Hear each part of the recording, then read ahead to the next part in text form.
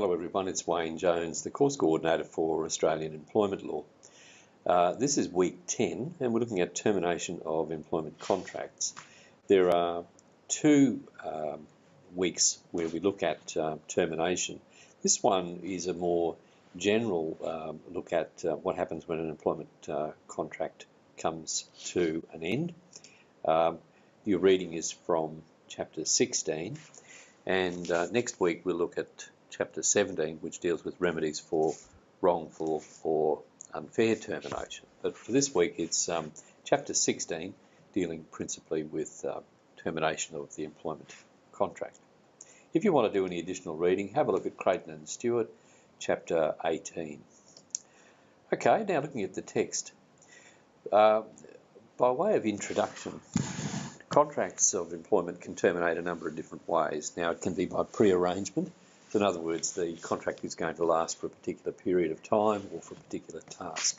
It can be unilateral, because there may be a unilateral right to terminate the agreement contained in the contract. It can be done mutually.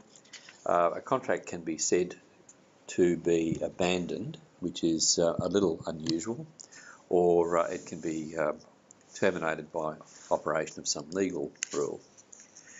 So first and foremost, we need to decide whether or not the contract is for an agreed duration or for a fixed term. Not unusual these days for many contracts, particularly in the public sector, to be of an agreed duration. Now that can be right down to as short as a month, or it can be, in the case of some executive contracts, for 3 years or for 5 years. So an agreed duration can also be for the up to a particular date, or the happening of an event, for example, the completion of a particular project.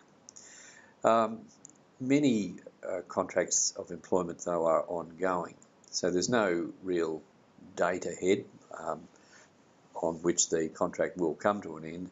It'll just be terminated on agreed notice or on reasonable notice. Every employment contract can be terminated at any time for a serious breach. And you might recall me saying right at the very beginning of the course that employment contracts are, after all, still contracts. So a serious breach, as it would be for any other type of contract, can result in termination. Contract for a fixed term then. This is a contract that's for a fixed period of time or until a stipulated date, and it will automatically expire once that date comes around. So, as I said before, in the public sector, that often means that a contract's for 3 months or 6 months, and it will automatically expire beyond that date. If someone was to be employed past that date, it may amount to a conversion to an indefinite period, so that if, say, a person was on a 3-month contract and it ran over to 4 months, 5 months, 6 months, it's quite arguable that it has now turned into an indefinite employment arrangement, so reasonable notice has to be given to terminate it. There's no right to early termination implied in a fixed term. So if I have a 3-month contract, it should run for three months. If I have a 5-year contract, it should go for 5 months. There's no right to termination, even with reasonable notice, implied in a fixed term. It really does need to be in the contract itself. The textbook refers at 16.4 to retirement dates. So in other words, a contract that will continue until the person reaches, for example, 65 years of age. That amounted to a fixed term contract. So it started at a date and it finished when the person reached the retirement age. Now effectively outlawed, unless it is an inherent requirement. And the case which is mentioned in the textbook is one which you've seen before, and that was that case of Qantas Airways and Christie, where a Qantas pilot needed to fly across airspace of other countries that had mandatory upper limits for the age of pilots. So, for example, I think off the top of my head it might have been Malaysia or somewhere had requirement that pilots had to be 60 years or under. So it was found to be an inherent requirement of the job that the Qantas pilot was able to fly across those countries on long-haul flights. Section 351 of the Fair Work Act and Section 18 of the Age Discrimination Act, though, now effectively make a specified retirement date illegal. A contract can come to an end based on a contingency.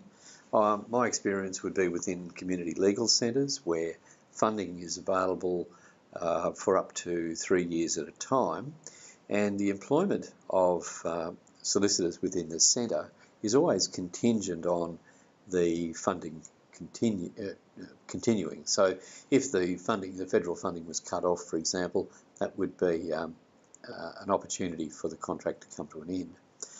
As I said earlier, if a project is the purpose of the employment, the project is completed, then the contract can come to an end. It can be terminated earlier on agreed notice. So in other words, it needs to be in the contract itself. Generally, and I'm looking now at 16.6 in the textbook, contracts are for indefinite periods, or they have been in the past, and that means that they can be terminated on reasonable notice.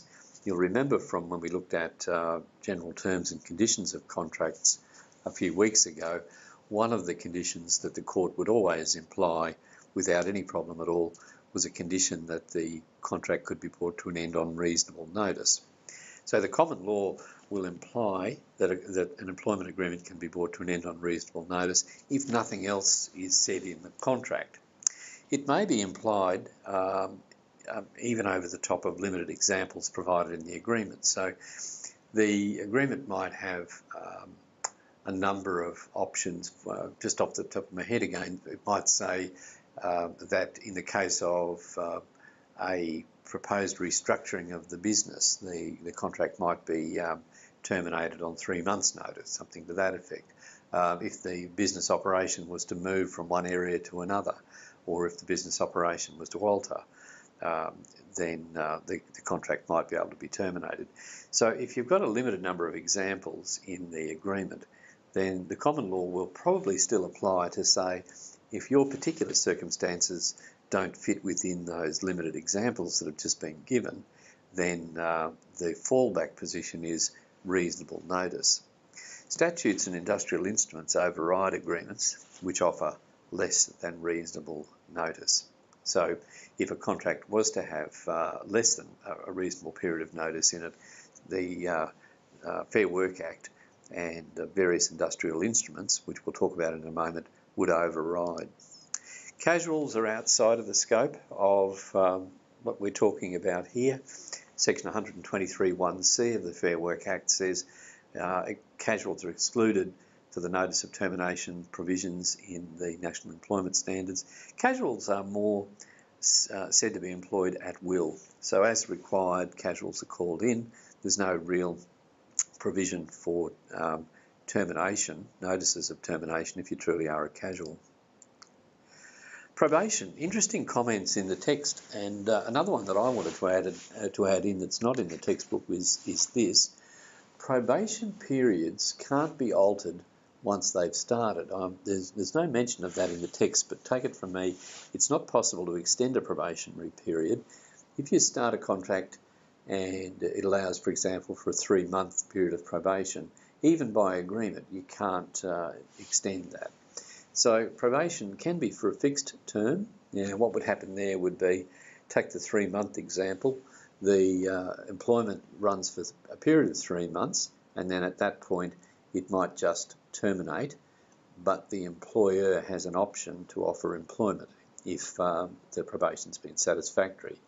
Contrast that, though, with the situation where the contract is continuing, but there's a marker, and that marker is at 3 months, provided certain things have been done. So provided, for example, there have been meetings with the employee and they've been told how they're going and they get some sort of indication beforehand, the contract can be terminated at the 3-month period if it's able to be established that the procedures were followed and, above all, that the employee was simply not satisfactory for the role. So two different types of probation, but also bear in mind what I said before, you can't extend probation once it's started. Termination on notice. Section 117 of the Fair Work Act says these things, and please take note of these. The notice has to be given before the day on which it is the contract is to terminate. So you can't do it, if you like, for a date that's prior to the present date. It always has to be ahead of you. Shouldn't be done while on leave, and needs to be done in writing. Although a text is sufficient, the textbook doesn't comment on it specifically, but I would ask the question whether, if a text is sufficient, is an email sufficient? I would say probably yes. Here's an extract from Section 117 of the Fair Work Act, which talks about the period of notice, which you'll see from your textbook reading at 16.9 was originally inherited from a case, but these are the periods of notice which are set as the minimums. So if a person's been employed for not more than a year, a week's notice, right up to more than 5 years, 4 weeks' notice is the statutory minimum. Now, bearing in mind that sets the statutory minimum, what is reasonable notice from a common law perspective depends upon a number of factors. Now, these factors are set out in 16.9 in the text, and they include these. How long has the person been employed? Seniority within the company, their age, did they give up secure employment to join this company? What was the anticipated duration of the job? And what are their prospects of finding other employment? Most of those factors indicate a longer period of notice. Pay in lieu. Your textbook makes the point that there's no implied right in an employer to pay out a staff member in lieu of having them serve out the period of notice. But nevertheless, Section 117.2 in the Fair Work Act recognises the concept of payment in lieu of notice because it's referred to specifically in that section. The section, when it's calculating what is an amount to be paid, refers to the full rate of pay. And if you look at the definitions in Section 18 of the Fair Work Act, they explain that full rate of pay means in loadings, allowances, penalty rates. Section 117.2 indicates that the person should also have their superannuation guarantee payment met for the period of the notice.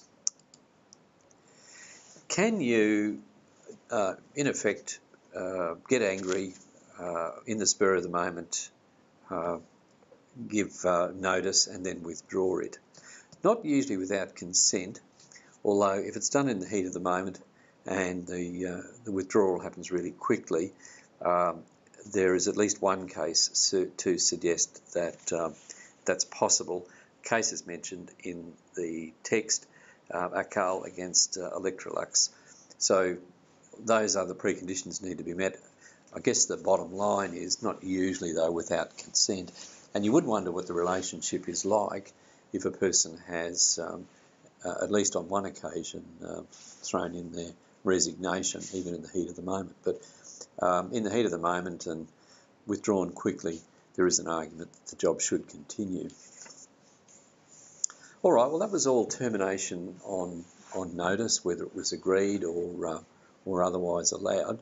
What about summary dismissal? If I come back to what I keep saying about the employment contract still just being a contract, there's been a breach of an essential term of the contract, a fundamental breach, or some form of repudiation. So for the moment, I guess, think back to the earlier chapter where we dealt with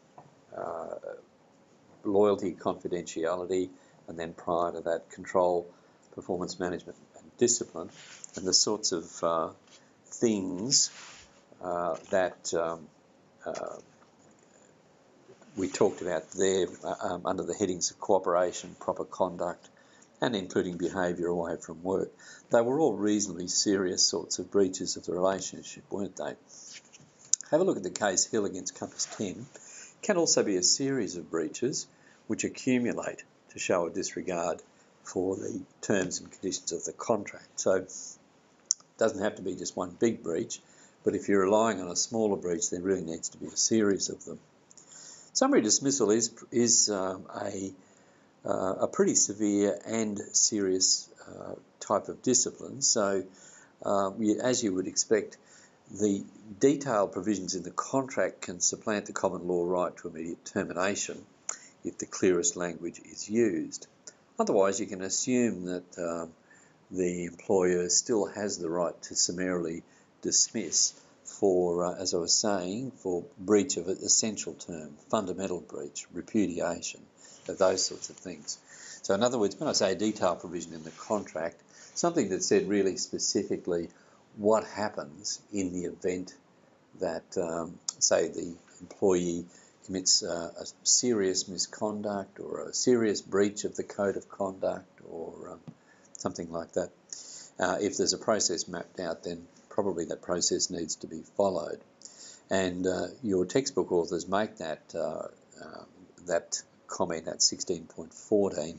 Express provisions in a contract are now more likely to displace that common law right to be able to dismiss instantly. So you probably have to do what's in the agreement. But so far as justifying summary dismissal is concerned, it's a fundamental breach. You can discover it afterwards. Have a look at the Worrell case. You might recall that one where the employee had been behaved dishonestly, but it was discovered afterwards.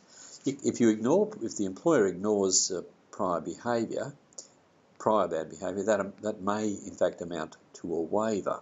And it's not sufficient to suspect that an employee may breach the employment contract into the future. So have a look at those couple of cases there in 16.14. How serious was the breach? Poor performance is usually dealt with in a very different way. So managing poor performance, improving performance, is usually a whole other process compared to dealing with a claim that someone has behaved badly enough to be dismissed. So a serious misconduct case is quite different to dealing with performance management, and it's not usually enough. We are usually talking about cases around obedience, cooperation, proper conduct and fidelity, as we talked about in Chapter 12, the sorts of things that we talked about in Chapter 12. There has to be often some form of dishonesty that the court can look at and see that, well, the relationship is going to break down as soon as people start behaving very dishonestly. Look at the case of Bruce and the AWB. Its authority for the proposition that isolated acts of disobedience won't be enough. Now, you might recall that was the case, if you've read it, if you haven't, have a scan through at least and have a look.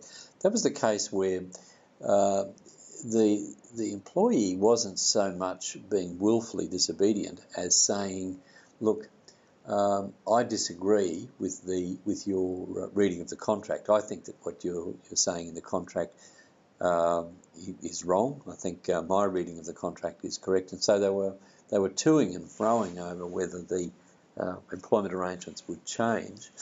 And the company tried to dismiss the employee, and it was found that really isolated acts of disobedience, even though in this case they were somewhat warranted, weren't going to be enough to justify summary dismissal. Repeat offences probably will. So where someone's done something and then they just continue to do it, and the only thing I can think of there as a good example is perhaps a person who's warned many times and many occasions for being late for work, particularly where it's where the start date is a start time is fairly important. Summary termination by the employee. Well, because it is a contract, the employee has the same rights, so it applies to employees as in the same way as it applies to employers, and they can resign without notice if there's been a serious breach of the contract. If they continue to work, other than saying at the time that they're doing it under protest. It might be a waiver. And when an employee walks away from work because of a serious breach, that's sometimes said to be constructive dismissal. I think this was really important because I think this is a bit misunderstood. The common law situation with respect to dismissal and a contract in its barest terms suggests that there's absolutely no reason required to be given at common law before a contract of employment can be terminated. So in the absence of everything else, we're just talking common law, just talking the law of contract so far as employment contracts are concerned, there's no reason need to be given to terminate an agreement. It's that type of at-will contract. All of that changes, first and foremost, if something is included in the contract itself. The examples which were given in the textbooks was if the contract referred to some form of process. So in other words, if the contract said, before you terminate me, you'll do this and this, you let me know, and I'll have an opportunity to respond, etc. Or if it's one of the contracts or one of the types of contracts that are referred to as contracts involving a public sector, a senior public sector person, for example, an administrator within the public service, might be entitled to natural justice, but usually it's said to be a more senior office, somebody holding a public office. That might be, say, for example, the secretary for the time being of the parole board would not be removed or dismissed without being given natural justice. Now, so moving from, first of all, that common law situation, no reason required to terminate a contract, we now look at the statutory constraints, and there are quite a few. The common law required no reason to terminate. Now, all of that's qualified by these things. In the public service, there's always been some form of legislation which deals with the employment of public servants, does talk about process, does talk about procedure, does talk about natural justice. Those steps would need to be undertaken before a public sector employee could be terminated. Discrimination.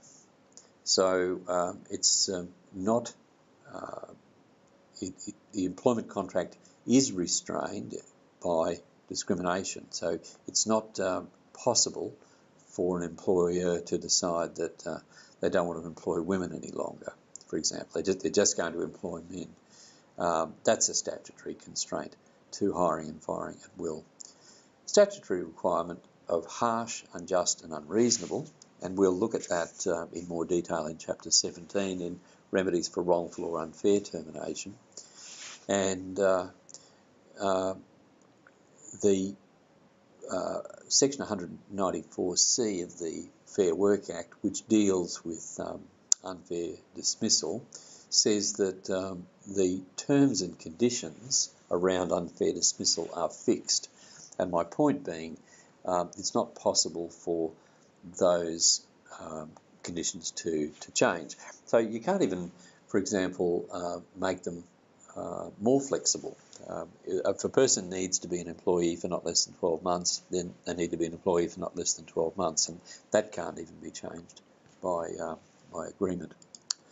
Okay, termination by agreement.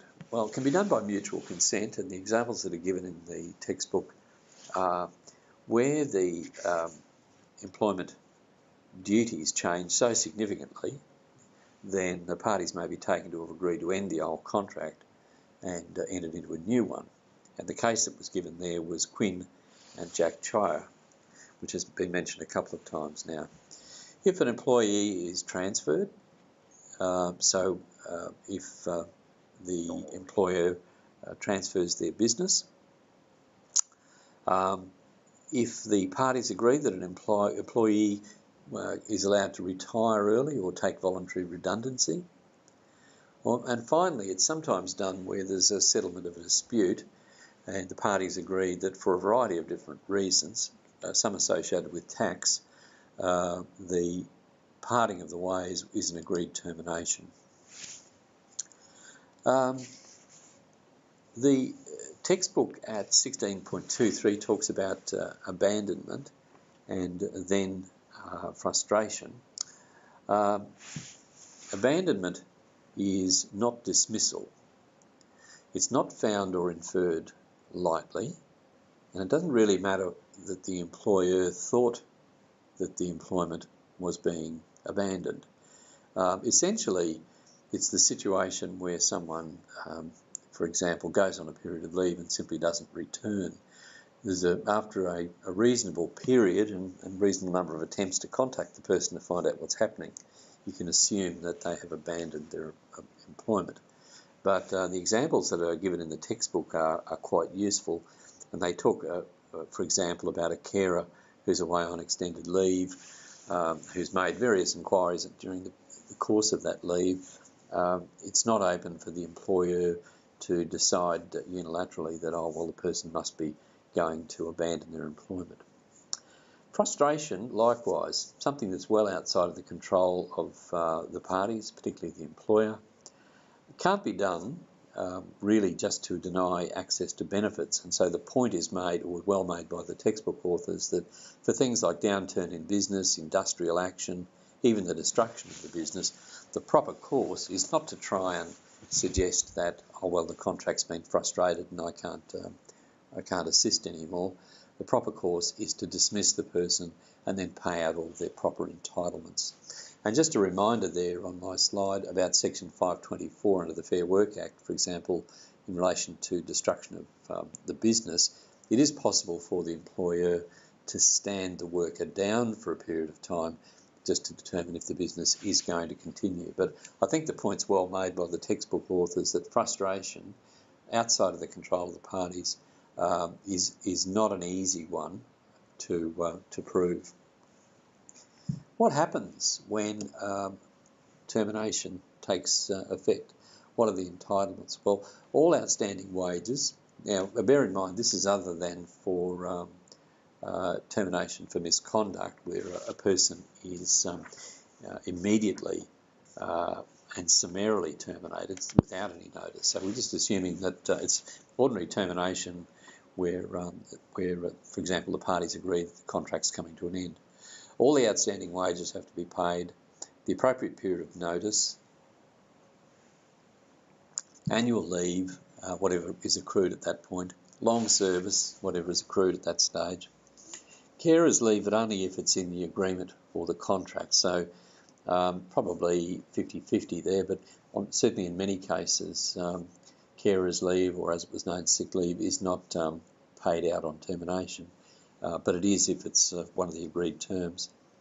And note the textbook author's comments on deductions which can be made. We covered this earlier in our reading in the text, but just a reminder, deductions, the safest way to deal with them is they can really only be made if they're agreed between the parties, and you might recall the second limb to that was, and if they were generally in the employee's interest. So they couldn't just be agreed, they had to be agreed and in the employee's interest. Now, redundancy is an issue which is covered in some detail in the text from about 1625 onwards. An important area. General law position, of course, is that redundancy is not something that's implied into a contract. It's really by agreement. So for a redundancy to happen, it has to be a genuine redundancy, and that is, it's a dismissal that happens not because of any personal act or default of the employee, but because the employer no longer wants the job that employee has been doing to be done by anyone. So the job or the position, now they're two different things, so the job or the position that did the job is not going to exist once this employee has gone. So three main reasons that redundancies happen. Probably the last one is the most obvious, that is the business gets into financial trouble and staff numbers need to be cut back. But there could just generally be a restructuring, a business is moving out of a particular area. It might, for example, decide to outsource part of what it's doing at the moment, so that group of employees is no longer required in the business, and also through the introduction of new technology. There are very specific rules under the National Employment Standards in the Fair Work Act. Here is an extract of Section 119. Please have a look at Section 119 in some detail. It talks about entitlement to redundancy pay if the employee is terminated at the employer's initiative because the employer no longer requires the job to be done by the employee, by anyone except where this is due to the ordinary and customary turnover of labour, or because of the insolvency or the bankruptcy of the employer. And then Section 119 goes on to provide specific periods of redundancy pay, depending on how long a person has been with the company.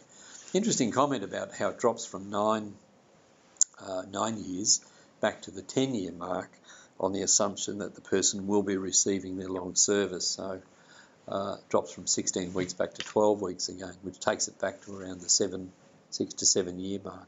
But these are the statutory limits that are set under the National Employment Standards if a person is entitled to redundancy. They're paid out by reference to base rate of pay, so different to the notice that we looked at before. So base rate for ordinary hours of work. The definition in 16.1 excludes the bonuses, the allowances, the overtime, etc. So it really is just the base rate. It's not for casuals or for fixed-term contracts, says Section 123. And Section 120, have a look at the comments in the textbook about Section 120 at 16.26. Essentially what it says is that if the employer can find other acceptable employment for the employee, then redundancy might not be payable. And I have seen examples where companies in the mining industry, for example, have mines in a variety of different locations. They can offer a position at another mine in another location. And because the mining workforce is pretty mobile these days, that is a reasonable sort of an offer to make. So that can obviate the need to pay redundancy if an employee is offered other acceptable employment on pretty much the same terms and conditions, even if it's in another state, if that's usual within the industry. Under the modern awards, 123.4 talks about industry-specific arrangements continuing, and the one that, of course, is near and dear is for higher education. And if you have a look at the enterprise agreement that I've provided with the course material, you'll see that there's a very different schedule there of redundancy payments for academic staff, I think taking right up to a cap of, I think it's around 12 months, but certainly more generous than the standards in the Fair Work Act. Modern awards can be more generous than the standard, and also note 139.1J in the Fair Work Act requires that before a redundancy happens, there should be some consultation with the workforce. Under enterprise agreements, Section 205, consultations required, may also discuss redeployment or voluntary separation, and again, more generous rates of severance pay can be offered per year of service. There are some other provisions within the Fair Work Act which deal with redundancy. They're mentioned in the textbook. Have a look at them for yourself. Particularly, have a look at these 530 through to 533. An employer is supposed to notify Centrelink if there are more than 15 employees being put off, and so on. So have a look at those sections for yourself. Now, in the same area of termination of employment, the textbook refers to an issue which has been a bit vexed over the years but seems to have settled somewhat now, and that's around the transfer of employment. The common law principle you've heard before, and that is you can't just transfer an employee around without consent, and I think that the wording that was used in the particular case was they're not to be dealt with like a chattel or an asset of the business. So you can't just transfer employers around without their consent.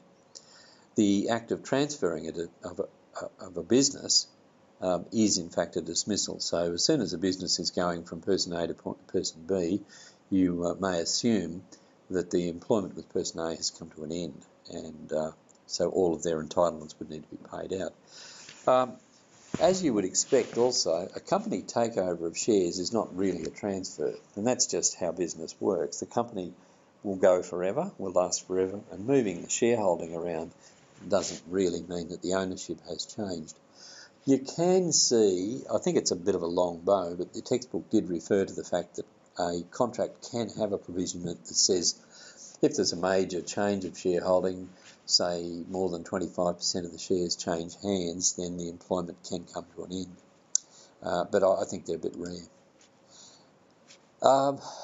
Transfer of employment, where an employee is moved from one company to another in the same group without knowledge and consent, they may insist on staying on with the original employer.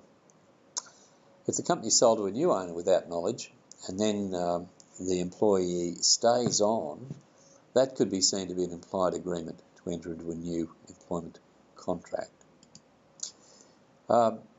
Generally, with respect to entitlements, again, we touched on this earlier in the course when we talked earlier about transfer of business. You might remember these preconditions in section 311. At least one transferring employee moved to the new employer within 3 months. They did substantially the same work, and there was a connection.